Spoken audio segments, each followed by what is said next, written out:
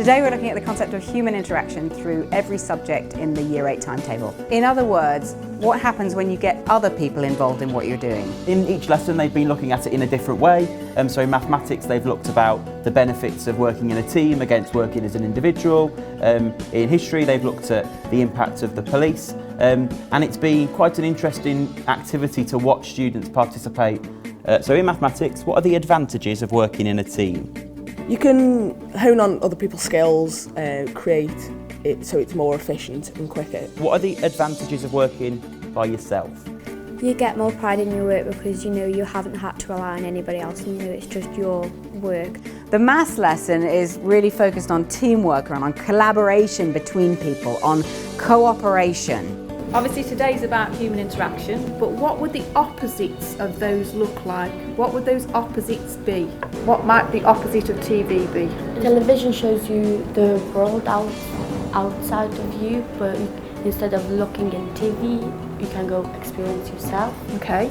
This was kind of like a fake medicine, a fake pill that I've given you to make you think different, isn't it? So when it came to the medical trial at the front, why did we have to use one placebo and one real drug? What were we showing? When we use a placebo, it can change a person's state of mind or their behaviour. And in drama and PE, we've got improvised situations in which students are constantly having to adapt their own behaviour or their own actions in response to what other people do. Okay boys, you're going to be working together today to come up with a game to make it as fun and as interactive as possible. So how did you change your game to make it more interactive? Changing the rules, like when the other team was batting, the other team didn't get a chance to bat. So it was kind of making it unfair on the other team so they couldn't bat on their turn. The idea of writing a lesson was quite interesting, to think about the needs of pupils from the 15 or so secondary schools in the Trust. It was really fascinating to really go into a concept and find the right way of delivering that concept. We said here accountability.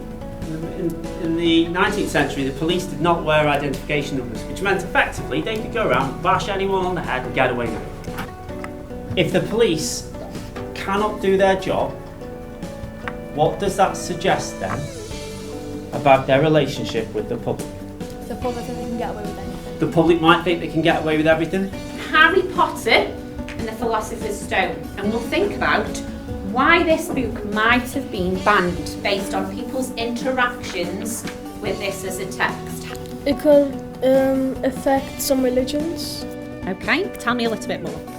It's got witchcraft in it, so some religions wouldn't like that. I think it's had a positive effect on the school because students have definitely started to make those connections between the different subjects and also building their skills, which is the concepts are more about skill building within those areas. And I think they're starting to make those connections now, which we can only embed moving forward the more we do these days. Creative Education Trust. Knowledge connected.